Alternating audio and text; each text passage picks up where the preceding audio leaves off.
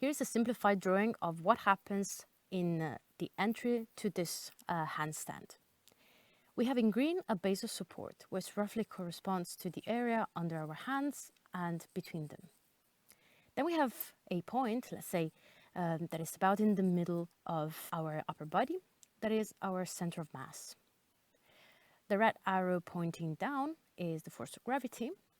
The orange arrow pointing up is the force or the strength that we need to develop to take our center of mass within the area upon the base of support.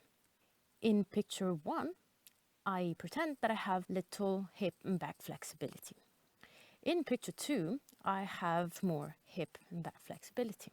So if you look at the two, you will notice a few things. In picture 2, my shoulders are more open, while my hip and back are more flexed or folded. Hence, in picture 2, my starting position is more vertical. My upper and lower body are closer to the area upon the base of support. Therefore, it will be much easier for me to get into the handstand in situation 2. So the point here is, the handstand is more about leverages than it is about strength. The more flexible you are, especially in the hips, the easier it will be to control this entry into the handstand. So this was the theory, just to visualize what happens. Now, how to do that? How to do this entry? As for every handstand, the whole body in reality contributes to the movement. So first, warm up the whole body, warm up the joint, and especially your wrists. Second, strengthen your core, meaning your abs, your belly, your back, and your shoulder. Great, so for this specific entry, we're going to train two things. One is the flexibility for hips and back, basically some deep forward bends. If for some reason you feel discomfort in doing it, stop it or try to compensate with some light back bends, okay? Number 2, we're going to strengthen the hip flexors, because I think that it's not enough to have the flexibility to have your legs close to your chest. It's also important that we have the strength to pull the legs towards the chest. So here are just a few examples on how to improve flexibilities in this area. First, you can start with one leg, you can bend one, put the solid foot towards the inner thigh. You look forward, straighten back, square the hips, breathe in, toes point up, and you push forward. And breathe in again, and forward. You can use your hands to go forward and think that the chin wants to go on top of your toe. So not here, here. To not go here, but there. Okay? That's it. Hold for a minute or more, and then change the leg.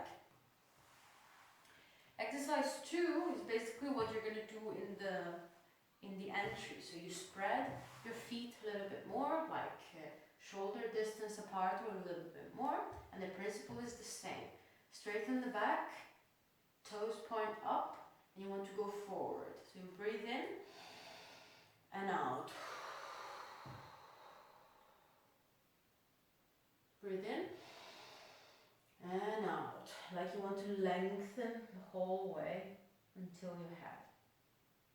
Okay? Again, you hold a minute or more, as much as you can. Then you can also do it from standing. The problem with standing is that we have a tendency to cheat and not be straight up with the legs. But if you don't cheat, you can go from here to slowly roll down, put the palms of your hands under the soles of your feet, look up, and then pull. Like you want to squeeze your belly and get it as close as possible to the thighs. Don't go back here, otherwise it makes no sense. You have to stay forward and get down with the shoulder and try to relax the head. Last, it's very important, in my opinion, to complete the entry, to have very good straddle, to have a very good frontal split. Not because I think it's elegant, but it's because it really helps you to gain this last couple of centimeters to then get up to the handstand in straddle. So, and you do it, as you may imagine, by splitting as much as you can, and the same technique. You first breathe in, point out the toes, and then you walk forward. The back stays straight, no here, makes no sense, straight, and then you walk forward, okay? Then you will get forward until you can, okay? You hold as much as you can while you watch TV or something, okay? The second thing is an example of how you can strengthen, specifically for this, the hip flexors. I'm gonna link some good exercises from guys from calisthenics, which are really cool in that. You can start with this, with bent legs, and the idea, try to balance, straighten the back, open the chest, look up, and you hold it here. Keep breathing and contract the abs.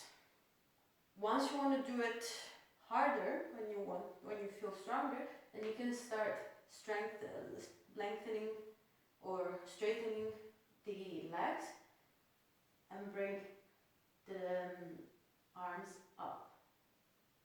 Don't collapse here, try to stay up, okay? That's it.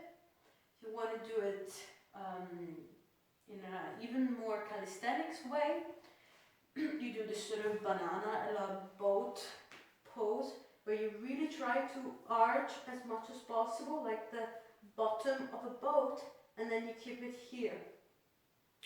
And you engage the whole abs. Another very good way that basically simulates what's going to happen in the stand, or well, in the entry to the stand, is this. You hold here just to balance better, legs up here, and then you spread and back. This, and then you reverse the movement.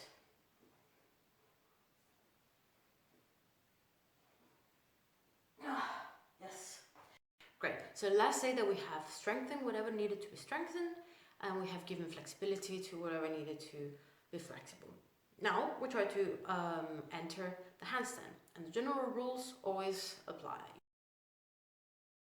Try to spread well your hands to optimize your base of support. Some people say that you need to bend a little bit the fingers so they look like a little bit spiders.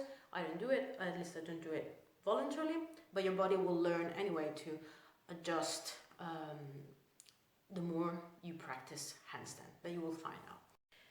Then remember to push up on your shoulders, so not collapsing but pushing. So now let's see. We start from here, we open the feet pretty much shoulders distance, so a little bit wider, hands in the middle of our feet. The closer to the feet, the better. And then we try to relax a little bit our head, and we go on our toes. So here we're basically already in the handstand. We're very, very close, right? So now we just need to push on the shoulders and contract, well, the abs. Like we wanted to take the thighs here on our chest, okay? So breathe on the toes and push. And start just to lift a little bit. To lift a little bit the feet. That's the thing. Take a little break. Breathe. Loosen up a little bit. And then Hands up on your toes, breathe in and lift. And down slowly. Down. Relax the head. Lift up on your toes. Push your shoulders and up. And relax the head. Then slowly, slowly, slowly down. Okay? Hope it helped. This is just the entry. Next time we're going to talk about the straddle handstand. So see you soon. Hope you find this useful.